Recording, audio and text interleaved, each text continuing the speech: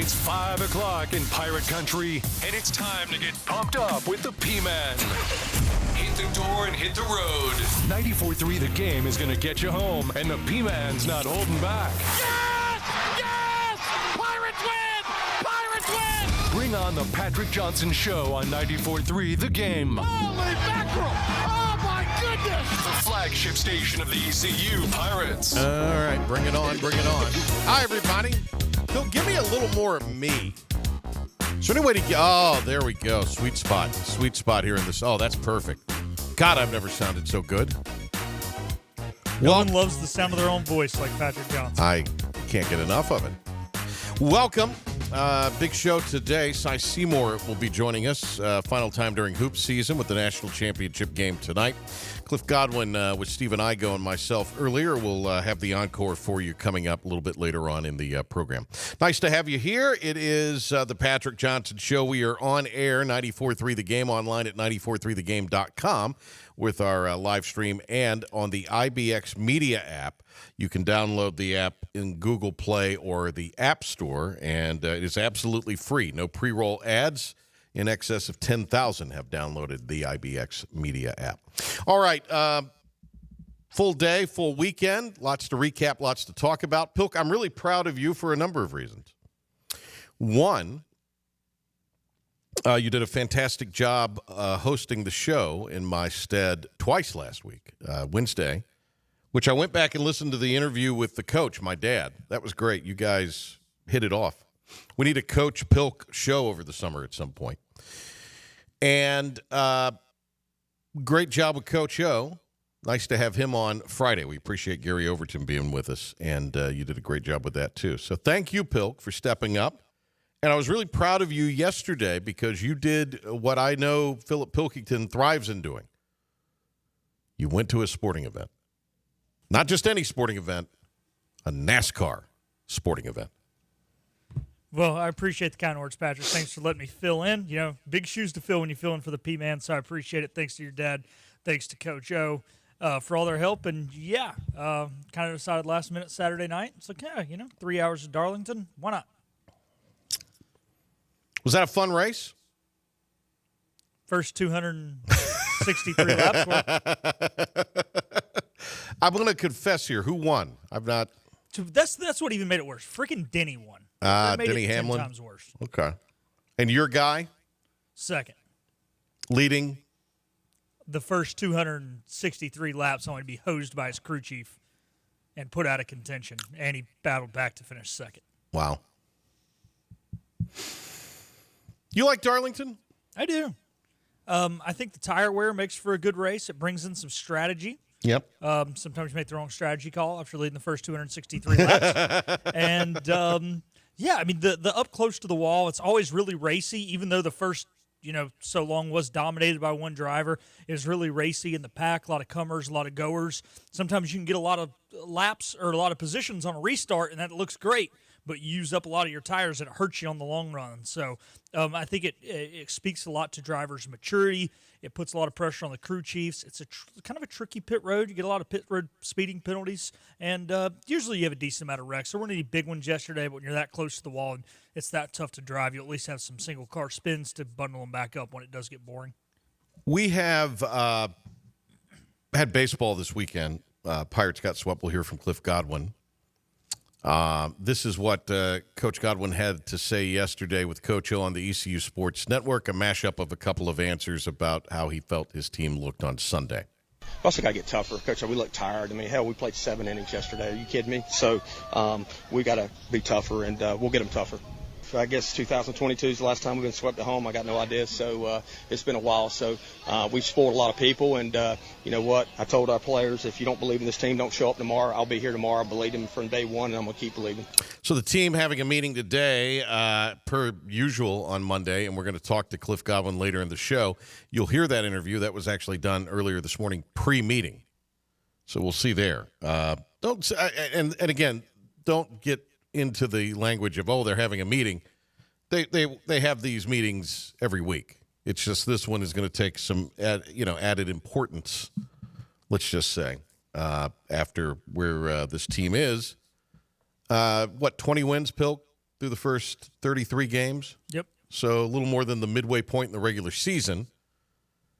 We'll see. I talked to some people this weekend who I trust who feel like this team's going to struggle to win a bunch of games the rest of the way, in their opinion. Could be right, could be wrong. Again, this is somebody else saying this.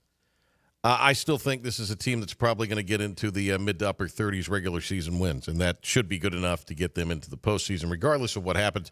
I think the key here is you just got to start playing more consistent and better baseball, and we'll see if that. The results tend to take care of themselves if you just play better. So we'll have Cliff Godwin's thoughts on that coming up. Great win yesterday for East Carolina in softball. Pirates really dominated, kind of kept Memphis at arm's length on Friday. And then there was a blowout, 17-1 on Saturday. Hit 2 grand slams in that game. One for Annie Kate Dalton and one for Gabby Fowler, which, by the way, Gabby Fowler's dad, Pilk, came up to me after the Sunday game because the Pirates won yesterday in walk-off.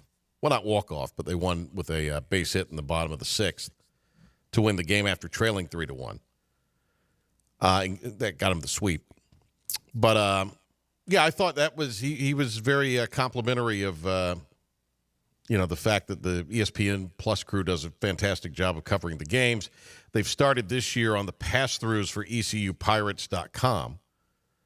Doing that, so that's obviously a big and important thing and appreciative. But it was nice to hear fans say something kind. You know why? Because he didn't have a keyboard. Maybe if he had a keyboard, he would have said something. Why are you bagging on Mr. Fowler? Maybe he's not like the rest of most. No, he's not. That's maybe my if he point. had a keyboard, he still would have said the nice things. That's the point. That's the point. Let's see here. Tough day for Duke fans today. Saw a lot of stats this weekend. Saw the sort of countdown montage. There's an ECU guy that works for CBS Sports that does a lot of their social. Did you know that? Courtney was telling me about this guy yesterday. No, I did not. Might need to get him on sometime. I recognize the guy, but I don't know him. But that's pretty cool. And so they were telling me yesterday, and again, I thought this was kind of interesting, about this kid doing this. And so she showed me a couple of the graphics that he put up and that kind of thing. But, I mean, the fact is you had a lead with seconds remaining and could not preserve the victory. John Shire, even though they only got one field goal in the final 10 minutes plus of the game, says it was more the defense that was the issue. For me, it's our defense. We gave up 42 points in the second half. That's what carried us in the first half. I thought the last segment to close the half was big. We gave them 4 threes. And then some uncharacteristic plays we probably made. And they hit some really tough shots. So for me, I as I reflect in the moment, I look at our defense. And that was disappointing because even if we're not scoring, usually we get stops to get separation. Great point there by John Shire. It's tough because you get one season, one shot with Cooper Flagg, and he is now going to go and be a pro. And I don't mind if you're Duke, Flagg gets the ball at the end. Maybe you would like to have seen a little more action. I probably would have liked to have seen something a little more set where you had a chance to take a shot earlier in the clock with it winding down. But I have no problem with him going to Flagg. He got a pretty good look, all things considered. You wish it wasn't a fade situation. But that's a shot that he will end up making again when he gets it and is getting paid handsomely to do it. The tough thing about this, and now, look, this is Duke's fault that they were in this situation in the first place. You're up by 13 with 8 minutes to go. You should have never been in a close game at the end. However, the fact that I'm not disagreeing with you, Patrick, but I'm not agreeing with you either. How do we know who is their Duke's clutch player? And this is not Duke's fault. This is the ACC's fault. ACC needs to look in the mirror and figure out what they're doing because, quite frankly, Duke had not been battle-tested pretty much at all. I mean, yeah, you had – in Flagg, you had the late game against Clemson's last time they battle-tested. He slipped. Had the game against Kansas. He turns it over 3 times in the last 45 seconds. So, yeah, he's still the best player, but he had only been in those situations a few times. He had failed both times. I mean, it kind of reminded me of a Gonzaga loss in the tournament. It's like, hey, as long as things were going good, they were winning. When things got tough, didn't know what to do. Why? Hadn't had to figure it out all year. Now, again, you're up 59 to 46, and you make one field goal the last 10 minutes. That's a problem. You let up way too many offensive rebounds, even after you do play good defense, even though the defense was not as good as it was in the first half. That's a problem. I mean, Kumon Malawach didn't have a rebound. That's a problem. How do you have a 7-2 guy? I said it. I said going into when this bracket came out that he was not going to be tough enough to play with Houston. He's too soft. He's only been playing basketball 4 years. He doesn't know how to go up strong with the ball. He doesn't know how to battle on the glass. He knows how to be taller. He knows how to be bigger. He knows how to be better. He doesn't know how to be tougher than anybody else. I think Malik Brown and Patrick Gungba should have played more down the stretch. I mean, Gungba didn't play in the second half. Yeah, I also think find somebody else to inbound the damn ball. Yeah, what the heck was that? I mean, I understand, but you put the ball in your best player's hands, Flag should be doing the inbounding after you can't get it inbounded. Yeah. So also, how do you not know how to run an inbound? That's the other thing, because they never get pressed because they're always up by 70. So, Houston, Houston subscribes to the old, they're only going to call so many fouls against us theory. Yeah. And so you're right, this is squarely on Duke. But you can also say, in both games, officials go from one extreme to the other. By the way, too many damn reviews. And if we're going to have the elevated court, let's find a better way to get the monitor up, especially if we're going to have a gazillion reviews in the last 2 minutes. I mean, that thing, it took forever to rise. Yeah. So either do away with the elevated court, which they should do. I think the elevated court's silly. Or have a more efficient way for the replay to be checked where you're not having to wait for – what if it malfunctions? I mean, it took forever. Both games took forever late, especially the Florida-Auburn game. And I understand the as you were about to say, I'm sure, the spirit of the rule, the spirit of the concept. But it just takes forever to end a basketball game now. Everything, the reviews are getting a little nuts. But anyway, if you're going to review, elevate everybody. Look, I understand you don't want to be down on the ground. You're trying to get it. I mean, you've got people how many ever 1,000 feet in the air because you're in a football stadium. I'm fine with the court being elevated, but everything around the court needs to be elevated too. I get you're trying to bring the court up to the end of the natural seating of the football stadium, but the benches need to also be up with the court. Like the whole thing. The administrative press row. The administrative press row, everything so that you don't, like you said, the monitor. I mean, the referees were just sitting there like talking about what they were going to eat after the game. I mean, they had time to do it before the review because the monitor took. I mean, look, it's 2025, people. Can we get a little bit of a grip? I mean, it's ridiculous. Don't hit the music just yet because a couple things. UConn obviously decimates South Carolina and wins the champion. I mean, good for UConn. Good for Gino winning kind of in another era. It's been a minute since they had won. Only the second in the last decade or so? Something like that. After they had this incredible run.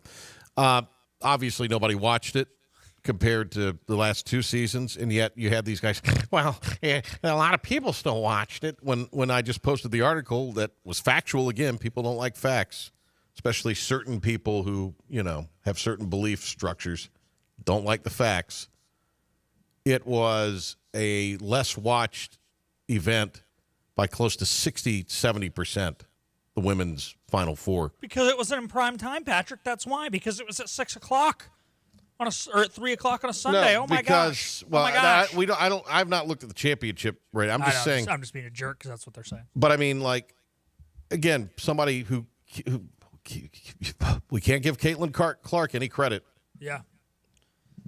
People watch the game because of me too, Angel Reese. And then Gino saying the men's experience is better than the women's experience. Well, yeah. That's capitalism. It's capitalism, Gino, who probably wants it to be a little more socialist in a lot of ways. One thing I will say about Gino and Don Staley, both of them complained when the bracket came out that they got hosed. Well, yeah. What the heck, John Shire? Why didn't you complain that you were not the number 1 overall seed? Complain and you get rewarded and you make the national championship game. So it's all on Shire for not throwing a fit that Duke wasn't the number 1 overall seed the way Don Staley did, and he at least would have made it to the championship. Well, Staley complains a lot. Oh, man. She complains that the sky's blue. Right. What a job she's done, and then Gino with some of his silliness. But, I mean, look, you want to have to the victor go the spoils. Give them a product that's worth watching. Highlight your stars. Don't try to promote people in the name of equity when, I mean, it's an entertainment product at the end of the day. Cy Seymour on tonight's national championship game. My heart wants to maybe go a little bit with Houston, but my mind says Florida could blow them out tonight. Kind of an anticlimactic way. I don't know. We'll get Cy Seymour's thoughts on that and the college basketball season as a whole, then Cliff Godwin later on. The team of Flatlands Jessup is working overtime to help ensure that Eastern North Carolinians like you get the health insurance help you need this open enrollment period. New legislation passed meaning more people than ever qualify for affordable coverage. Let us help you today.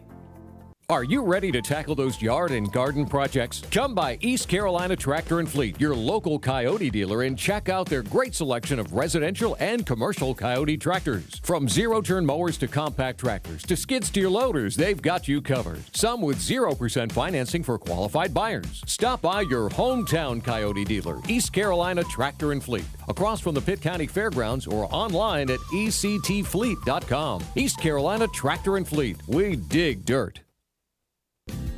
Big tax credits are back. Get a 30% tax credit, up to $2,000 off your new Mitsubishi electric heat pump install. Let Comfort Master help you take advantage of the tax credits with a qualifying Mitsubishi electric ducted heat pump or non-ducted Mitsubishi electric mini splits. Mitsubishi electric mini splits are ideal for bonus rooms, garages, or sunrooms. If you need a new HVAC unit, call Comfort Master today. Call Comfort Master.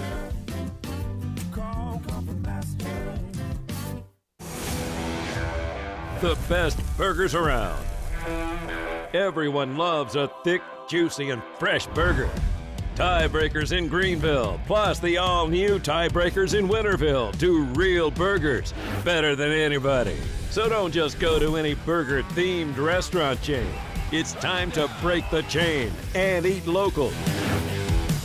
Tiebreakers, real burgers at its best. Everybody loves burgers. You know what the problem is with standard belts? Usually you have to choose between too tight or the opposite, too loose. But with Anson Belt and Buckle, you don't have to choose. We got rid of the holes and instead have a track system designed for micro adjustability. That way you can enjoy a perfect fit every time. Anson Belt and Buckle. Find your perfect fit today.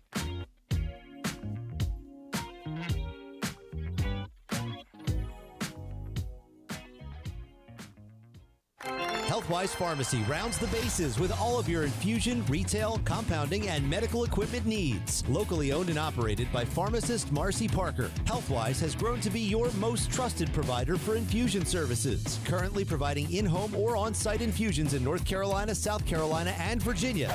Visit Healthwise Pharmacy at 615B South Memorial Drive or call 252-295-0059 to speak to a patient service representative to find the option that best suits your needs. Tired of the 1-800 numbers advertising Medicare products? Flatlands Jessup has 6 offices all throughout Eastern North Carolina. Get face-to-face help from our local award-winning licensed team. Stop by today. Flatlands Jessup, your whole world covered. We are Riding shotgun with you on the drive home. It's go time. This is the Patrick Johnson Show on 94.3 The Game. All right. We have Silas Baring. We do. The great Cy Seymour. ESPN Plus college basketball analyst, has been with us since in October when the season got started. Comes to a culmination tonight. Looking forward to the national championship game, Houston and Florida. We'll get the thoughts on that. Cy, when you look back at what happened to Duke and that meltdown, and obviously Houston had a lot to do with it, but I thought Pilk did make some good points here. This was a Duke team that maybe had not gotten enough game pressure, but also just looked to get a little overwhelmed in the final minutes and seconds of Saturday night's loss? Well, truthfully, Patrick, I think this is not a panic time. It's nothing, and it's not a time to discredit. This is a learning time about what coaches have with their roster. And Duke had a tremendous year. No problems with their year. The thing that you're learning is you have three probably 18-year-old guys that can be first-round draft picks, but they're 18. I mean, really, when you look at their ball club, they were very talented, very good, but they're very young, and they're going to do nothing but get better. And so then you look at Houston, on the other hand, older, veteran, been through a tough Big 12 this year, every game. And Sampson said after the game, thank goodness for the Big 12. It gets you ready to play harder than you think. Duke plays hard, but they've been more battle-tested. Doesn't mean that Duke didn't have it. They do. And look, here's the bottom line. It's a one-game thing. Anything can happen. And the younger kids, I think, got tired down the stretch. I thought, think about it, 13-minute mark on, Duke made 2 field goals. 2. Yeah. Their legs went. They didn't hit shots down the stretch. And then when you look at the box score, and Cryer and those guys are coming through. I mean, Cryer had 27. I mean, something along that line. It's crazy what he had. And the guard play was just you win with guards, and they won with guards. I mean, it's I don't know how many he had. I think it's 26 or something like that. But the bottom line is, he had 26, and the other guard had 16 or 17. Their guards came through. I mean, and when it looked down the stretch, they hit 3 out of 4 threes. Just their legs hadn't gone. They would still be able to knock them down. Duke struggled. They struggled getting the ball in. And is it physical? Sure, it's physical for both teams. But the bottom line is a great year for Duke, tremendous year for Duke, and you got to be thinking, I had Zion James, who did a good job at the point, but he's not a true point. Just imagine if they had a shooting point guard. But what a great ball game, and what a great win for Coach Sampson.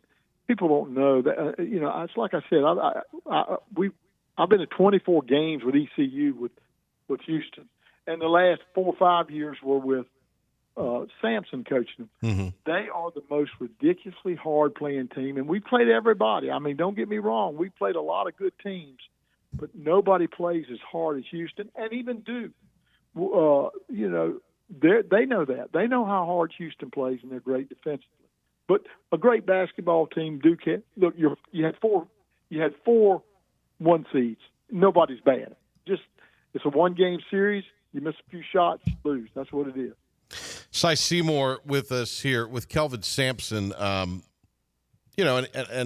Again, you can only – I didn't see this. I was just reading accounts, and somebody posted this in a meme, but he was, kind of bringing a chip on the shoulder. Everybody's talking about Duke, and I get that.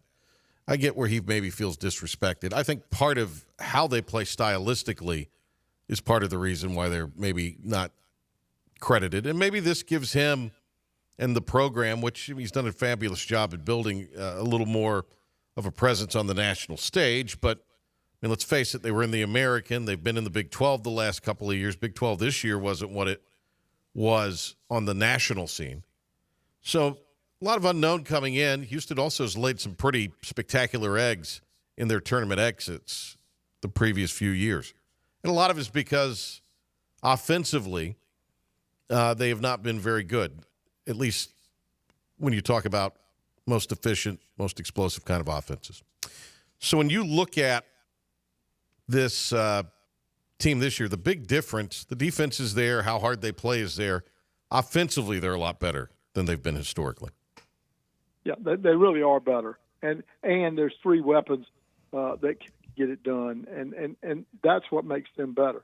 Again, it's like I said, Houston was in the American. When they went to the Big 12, everybody said, well, now they're going to find out what it's really about. Well, they won the Big 12 back-to-back years. Even when they were strong, they won the the Big 12. Mm-hmm. They won it back-to-back years. When they were good a year ago, they beat them. Now this year they beat them again. He has a great program. The funniest thing is we've given Duke credit all year because they're in the ACC and it's a power conference, and the conference wasn't good. And it cost Duke, just like the Big 12.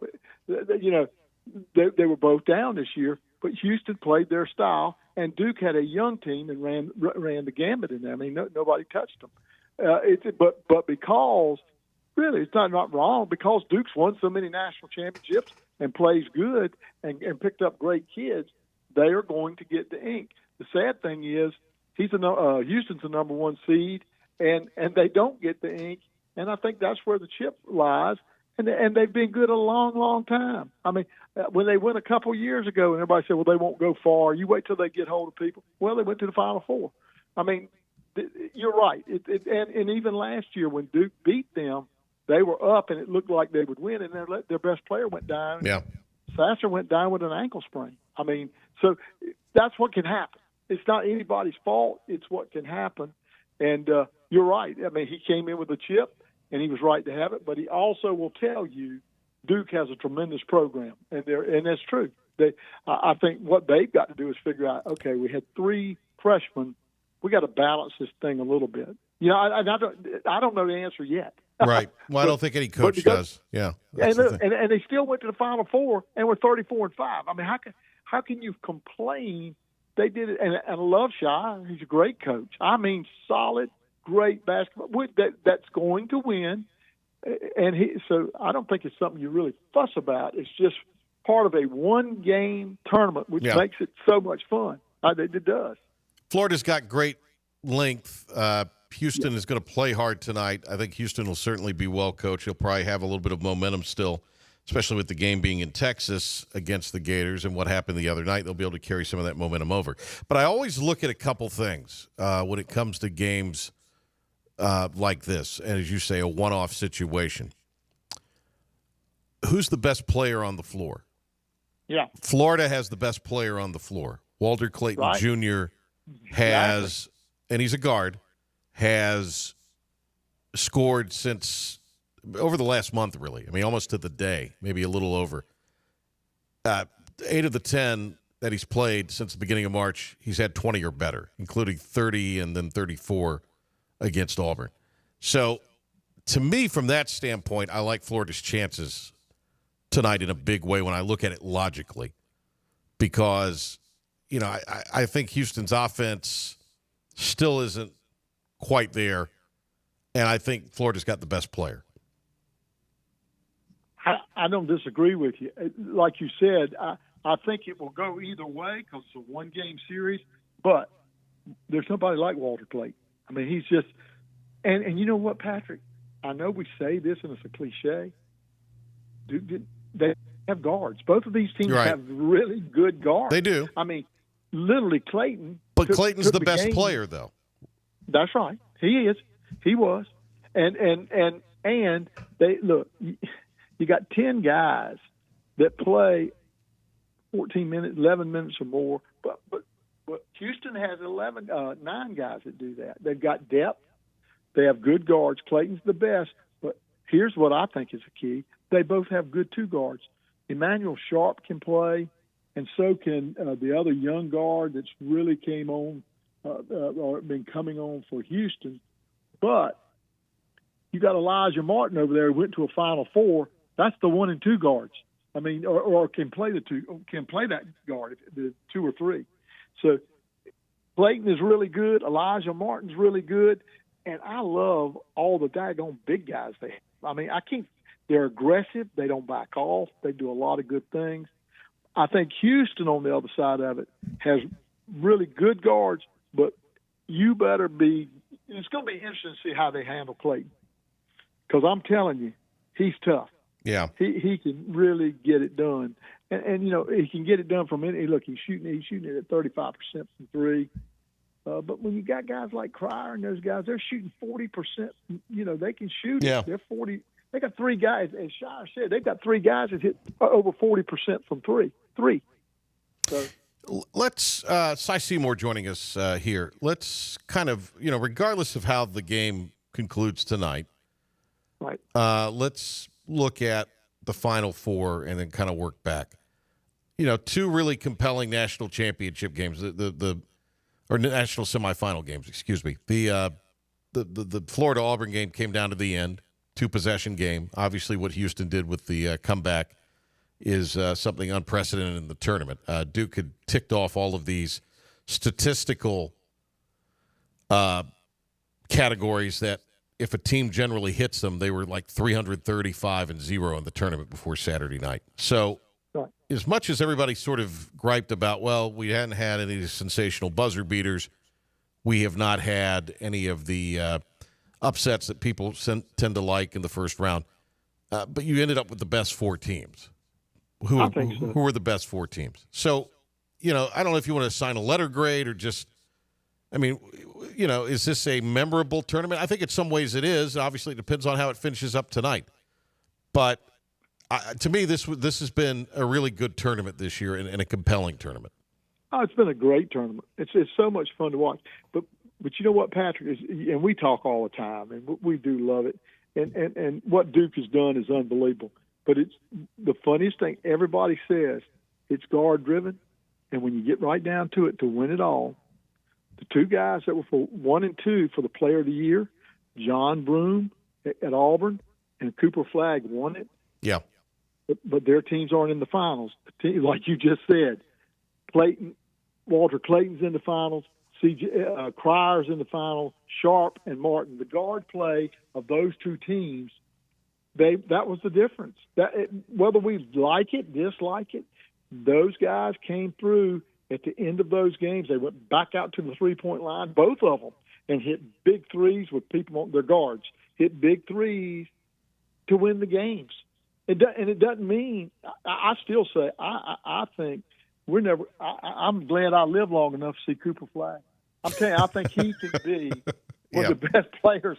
You always say, okay, Magic Johnson or Michael Jordan or Louis Alcindor or Kareem Abdul-Jabbar. Yeah. Wilt Chamberlain. We look at all the great players we've seen. And then you see a kid like Cooper Flagg, and you say, my gosh, he's 6'9", a 7'2" wingspan, can shoot the 3, can pass it, can take it home on anybody and throw it in your face. He's just a tremendous player. I'm just glad I got to see him play. But the truth is, I really believe this, and I'm not mad. If Duke had the true point guard, and it's nothing wrong with Zion, played great all year. He's a great young man. Played great at Tulane. We got to see him. He's not really a ball handler. Right. They were so good that Cooper Flagg would bring it up against pressure, and it's no problem. Yeah. He's just a different cat. So nobody lost. You had 4 number 1 seeds, all of them talented. And I say this, when you're not playing 2 out of 3, you can't, or 3 out of 5, or 4 out of 7, just a break here or there. That's all it is. It's not anybody's fault. It's just the way college basketball is. And you say, oh, my gosh, they lost. Think about the time. Look, Houston had the ball club. State shoots an air ball, and when you shoot an air ball, it's going to go back to the offensive team because they're not going to get the rebound. It was so far off. Everybody's looking for it to come off the rim. It falls into the hands. They lay it up and in and win the national championship. So probably the best team that year, Houston, gets beat. That's just part of the miracle of it all. It's crazy. And like I said, is Duke the best team? They could be. So could Auburn. They just got beat on one night, on one or 2 plays. Yeah. Crazy. Cy, good stuff. Thanks a lot. Enjoy the national championship game tonight. We'll talk some Pirate basketball, I'm sure, with you soon enough once the roster starts to take some shape. We'll be talking a lot, and thanks for all you do, man. It's going to be fun. Well, let's sit back and watch it. There he goes, the great Cy Seymour with us. All right, Philip, the ref, Pilkington with the 94-3 The Game Sports Flash Update Pirate Report, and then Cliff Godwin talking the baseball series this weekend where the Pirates were swept by FAU. More details on that. Here's Pilk. Thank you, P-Man. Starting in Pirate athletics, the Pirates, as Patrick there mentioned, did fall 3 out of 3 over the weekend to FAU. That will bump them down in the conference standings from they were 6-0 going into the weekend. They are now 6-3. They'll get a chance to redeem that tomorrow when they host NC State at 6 o'clock inside Clark LeClaire Stadium. The broadcast will be heard right here on 94.3 The Game at 5:45. It was a better weekend on the softball diamond where the ladies were victorious in 3 games over Memphis. They'll try and build off that on Wednesday when they travel to Chapel Hill to take on the Tar Heels. Lacrosse will also be playing against Carolina on Wednesday. They're going to be hosting the Tar Heels. They're coming off a win over Old Dominion that makes them 2-1 now in conference play. Big news over the weekend, Alexander Ovechkin has surpassed Wayne Gretzky as the king of the NHL, and as far as goal scoring, he scored his 895th career goal in yesterday afternoon's contest against the New York Islanders. Ironically, he did it in the exact amount of games that it took Wayne Gretzky that he played in his entire career, so only one more goal in the same amount of games. Going over to the PGA Tour now, Brian Harman had a rough 4th round, shooting 3 over yesterday at the Valspar Open. However, he was 3 strokes clear of second place and was able to win the tournament with a total score through 4 rounds of 9 under par. In NASCAR yesterday, Denny Hamlin got the overtime victory at Darlington, his 2nd straight victory of the year and the 5th victory in the last 6 races for Joe Gibbs Racing. That'll do it for 94.3 The Game Sports Flash Update and Pirate Report. Can take a time out here on the Patrick Johnson Show and be back with Cliff Godwin on the other side. Hey, it's Jim Wells again with Wells Roofing and Gutters here in the beautiful community of Lindale, Bedford. At Wells Roofing and Gutters, we believe in quality first, and that's why we use Certainty shingles, which are manufactured in Oxford, North Carolina, a local company. In the event you ever do have a claim or a problem with your roof system, they're local and they come and take care of us in a timely manner. We could leave off some accessories and we could certainly save money, but we believe at Wells Roofing and Gutters in installing the correct way per manufacturer requirements, and we warranty your roof both in-house and also with our supplier who is Certainteed. For a job Wells done, no shortcuts taken, and a good quality job on your home, give us a call today, 252-227-8403. We also offer financing, 12 months, no interest, no payments. This is about you, your family, and the health of all who live in Eastern North Carolina. This is about the transformation of a health system into something more powerful and more human, about creating new ways to treat disease and keep you well. This is about ECU Health, which is to say, it's really all about you. ECU Health. Minds, hearts, purpose. You have a choice when you invest in insurance, and when you choose First State Insurance Advisors, you're working with people you can trust. Clark Stallings has deep ties in the community. His team, including Keaton Smith, Regina Asby, Phil Leyva, Max Joyner Jr., Max Joyner III, and Ginger Smith, provides knowledgeable and professional advice. First State Insurance Advisors is an independent insurance agency. They offer all types of personal insurance as well as various types for business. Call or email First State Insurance Advisors today. We want to be your trusted choice agency.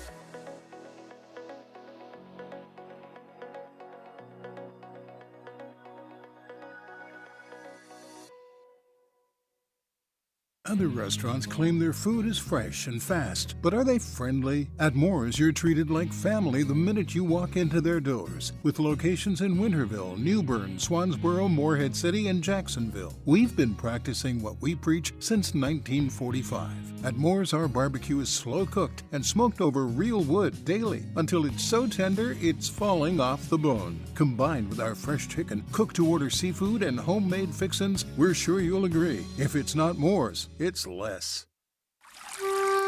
Taking the rage out of your drive home? You just cut me off! but it's no big deal. Patrick Johnson on 94.3 The Game and the new IBX Media app. Alongside Stephen Igo, Cliff Godwin joining Stephen and myself. Patrick Johnson here with you as we talk about the Pirates week that was a 5-game week. ECU is coming off losing yesterday's game to Florida Atlantic at home, a game they were leading in early. Saw them Saturday, of course. Stephen saw the whole series. We're here to break it all down with the coach of the Pirates. Cliff, you said yesterday you thought the group looked a little tired. Was that physically or just with the focus and attention to detail, or a little bit of both? Patrick, we'll try to figure out today when we have a team meeting, but I don't know. I've never been tired on a baseball field. I would get myself mentally prepared and to play in front of 5,000 people and the best fans in the country and not be able to get yourself going. I think it's mental. Physically, you're going to just feel great on opening day. Anybody that's played baseball knows that. And a lot of our guys want to play professional baseball. Last time I checked, you play 162 games. So if you want to play professional baseball, you need to figure out how to get your body to feel good or take care of it better so you can play with some energy. Well, and you've talked about this earlier in the season as well. I mean, if you're going to be a pro, you got to bring it every day, as you say, for 6, 7, 8 months, 9 months, whatever it is, daily. And maybe this team's trying to figure that out and learn to do that. But, I mean, that's part of it, whether you're playing at East Carolina or playing for the St. Louis Cardinals. I mean, it is day to day. You got to bring it if you want to be a pro, so to speak. Patrick, you've got to bring it in every day if you want to be a pro at anything. That's life, man. And we'll get them right. But some of them need to grow up, and that's my job. And like I said, we'll get them right. But we'll have some intentional conversations today. We do need some more leadership to emerge within that locker room. We do have some great leaders in there. We need more guys to step up and demand excellence every single day, not from perfection, but from an effort, attention to detail, mental focus, all things that we can control. Couple of wins in the midweek, and the Wilmington game had a lot of emotion attached to it. Obviously, the grand slam in the 10th to win it for ECU, and then you come back against Elon. How do you think that they responded off of that emotion at Wilmington, highly charged environment, and came back and performed against Elon?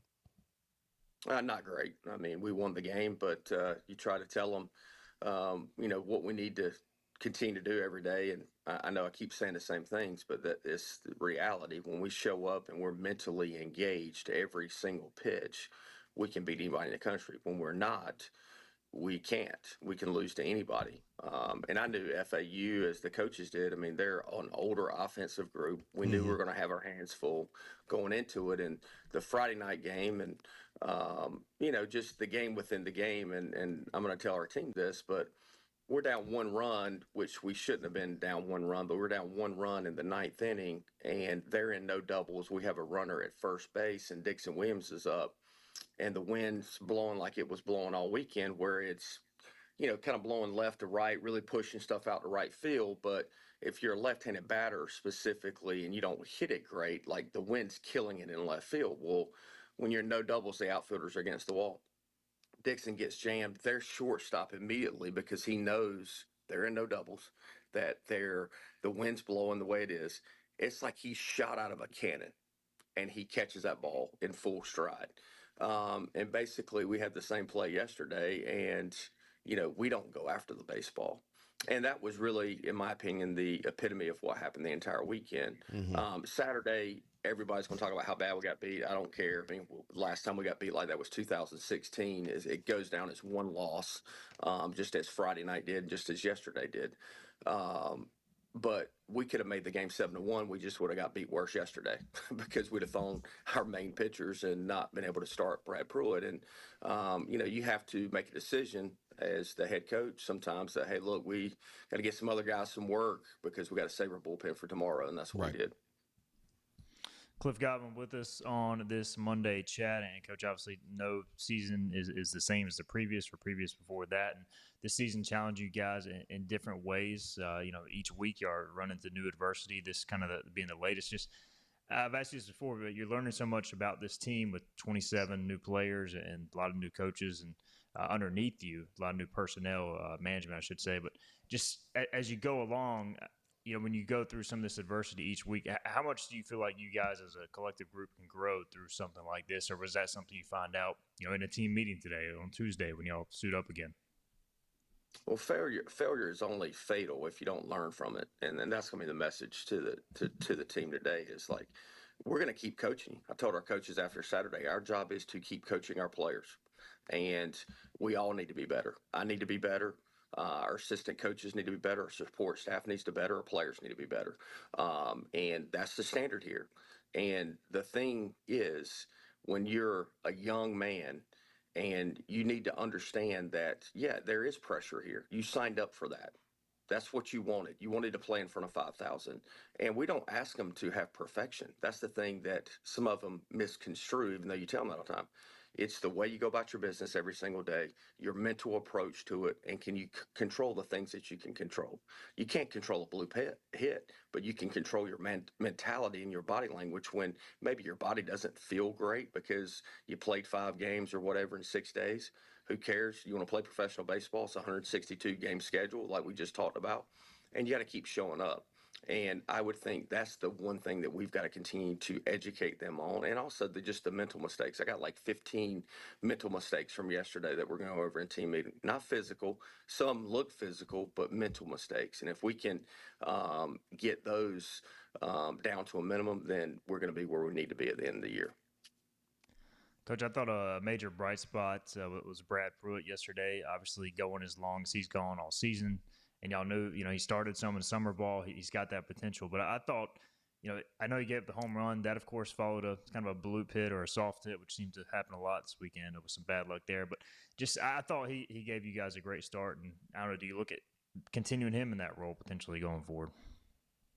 I go with the way our pitching staff is right now. Pruitt did an amazing job. But we will go game to game. So, we'll see if he's as fresh as he was, yesterday. He probably will get the ball on Sunday because he's one of our best arms, of course. I think you could see Ethan Young in that role if we needed him to, if he was fresh. He was given – Diesel was on fumes yesterday, and we knew it. We were just, he felt good enough to go out there. We knew we could get maybe an inning, maybe 2 out of there. And he gave us what he got. But I thought Pruitt was outstanding. Coach, not trying to pick on one guy here, but obviously it was a tough day for Alex Boucher, who we've had on our show, and great kid, local guy, South Central guy, and he had a huge home run at UNCW. What do you say to him after a tough game or a tough weekend like that? And I don't know, at any point do you try a different shortstop? Are you happy with Alex's progression there? What was kind of your thoughts there on his play at shortstop? Yeah, he had a tough day. I mean, look, there's no doubt about that. But I know this. He is a great human being. I'm not willing to say that we're going to try somebody else at shortstop. He for sure will play better. I know that he will work on the things he needs to work on, and Coach Palumbo will be getting with him. And he cares. He cares about this place, so he'll continue to get better, and we'll continue to work with him. Cliff Godwin with us on the Patrick Johnson Show, weekly visit with Coach CG. All right, a timeout.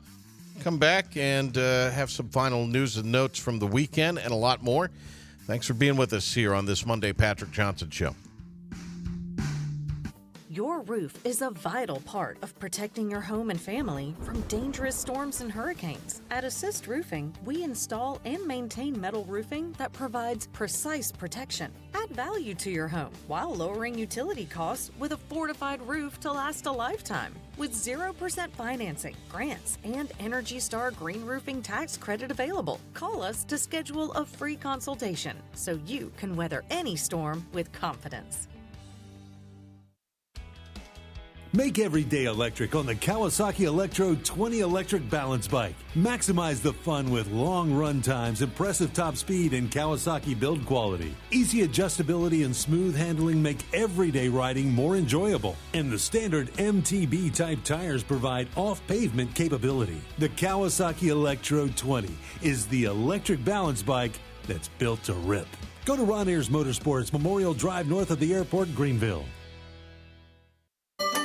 Your confidence makes everything look good. You see the world in vivid color, not black and white. Swing through your neighborhood Fantastic Sam's Cut in Color. And let our experienced stylists take you from everyday to extraordinary. Fantastic Sam's hair salons are locally owned and operated. Our full-service salons are conveniently located in Goldsboro, Kinston, Greenville, New Bern, Jacksonville, and Calabash. Stop in today at Fantastic Sam's, where the possibilities are endless. Acre Station Meat Farm, along with Lane Angus Beef, bring you Farm to Fork Beef. Stock your freezers now with affordable beef boxes, just in time for the grilling season. Farm to Fork Beef brings quality local beef to your family. From your traditional butcher shop, Acre Station Meat Farm. Come on down to Acre Station Meat Farm and find out why we're #1 in fresh cuts and friendly service. Acre Station Meat Farm, Highway 32 North, Pinetown. If you are interested in living longer and living stronger, Eastern Physical and Lifestyle Medicine is accepting new patients for a limited time. Finding a caring physician can be a challenge. Dr. Billy Smith is board certified in physical medicine and lifestyle medicine and has been practicing in the area for many years. Call for an appointment now to Eastern Physical and Lifestyle Medicine, 252-364-1108 in Greenville. That number again is 252-364-1108. Looking for a great deal on a new Nissan? At Greenville Nissan, we've got a great selection of new Nissans for under $30,000. The stylish Nissan Sentra, offering top-notch fuel economy. The Nissan Altima, known for its comfort and technology. The Nissan Kicks, the perfect combination with its compact design and performance. The Nissan Versa, delivering incredible value without compromising on features. And don't forget the Nissan Rogue, an award winner for 10 years in a row. Drive it home just for $22 down and $349 a month. Visit GreenvilleNissan.com today. Greenville Nissan, where we drive to serve. And now, the stunning conclusion of the show. It's the P-Man here on 94.3 The Game. So I had Duke, Florida is what I said Thursday. I was out Friday doing softball for ACC Network, Carolina at Duke. And did you pick that day or did you do something Friday? I picked Friday. What'd you pick? I'm looking good so far. Houston, Florida? Yeah, my really only mess up, the back half of all this, is I had Michigan State in the Final Four. But I had all the Elite Eight teams right, and I've got the 2 national championship teams right. Okay. I got to go with Florida tonight. I know everything's kind of pointing towards them, but I picked Houston at the beginning of this tournament. I think they're going to punch Florida in the mouth. I think SEC is finesse basketball. They're not ready for the physicality of Houston. Yes, they're deep, but so is Houston. Duke was deep. I think Florida is a slightly lesser version of Duke. They're good. Yes, they've got – I mean, I understand their guards are better than Duke. Maybe Duke's got better, 4 or 5 guys. So it's not exactly that way. But as far as an up-tempo team who can get out in transition, who can shoot the ball, all those things, but not quite as good as Duke. And obviously, Houston didn't take care of Duke. I mean, Duke kind of blew it there at the end, but still, I've been riding Houston since the bracket came out, and if it ain't broke, don't fix it. I've been doing pretty good so far. No, and I respect that. I guess again, it comes down to in a game like this where the teams are really, really good, who's got the best player or players? Yeah, best player on the floor is going to be Walter Clayton Jr. He's on a heater too, so could be wrong. Have been, obviously, to this point. Alexander Ovechkin, in about as many games, maybe 1 or 2 more. Exactly the same amount. So it was the exact same amount of games. 1487. Scored the surpassed Gretzky as the greatest goal scorer in NHL history. I was coming in this morning, and Ben Maller, who airs overnights on the station for Fox Sports Radio, was talking about something. I couldn't find it here in the time we had. I guess they were charging Islanders fans something like $40 to print out something commemorative with the tickets, and they were debating the merits of that. So it's probably because your ticket is on the phone nowadays. They won't let you get a souvenir ticket, so they're probably like, "Oh, we'll print it out for you, but we're going to charge you $40." That makes sense. That's stupid. I had somebody yesterday from the TV studio say, "Hey, they've stopped the game," but I mean, if you're an Islanders fan, it's kind of the price of doing business, isn't it? Yeah, I mean, the tough thing is, like, right, they did it for LeBron. If it's in Washington, it's a little more palatable, I guess. Yeah. I mean, I guess, I don't know. I don't love and I don't mind stopping it for a credit to few the minutes. Islanders for agreeing to, Yeah, and I don't mind stopping it for a minute or two. I do think, and I was at the race, so I didn't see how long they stopped it. But I remember when LeBron broke the record, it lasted longer than it should have. That's sort of the LeBron MO, isn't it? Yeah, but it sounds like this lasted longer than it should have. Look, stop the game, do a little something, have him skate out on the ice, wave his hand. But come on, like, we got a game to play. I mean, he's got the rest of his life to celebrate this. I'm all for doing something before the next game. Sure. But at the end of the day, I mean, you're there to play a game, and you're on a TV. You're on national television. The game was on ABC or whatever. It couldn't have turned out any better for the NHL, though, in that regard. And there was, like, nothing else going on here. So it's college baseball and a race. I mean, there wasn't. Yeah. All right. Big thanks to Cliff Godwin. Thanks to Cy Seymour. And thanks to Stephen Igo. We appreciate it, Pilk, from you as well. When we join you again, it'll be a lead into the NC State game tomorrow. So looking forward to that on the Patrick Johnson Show. And I'll see you in the morning with Tom Lamprecht for Talk of the Town on Talk 103.7 and 96.3. Have a great evening, everybody. Stay dry.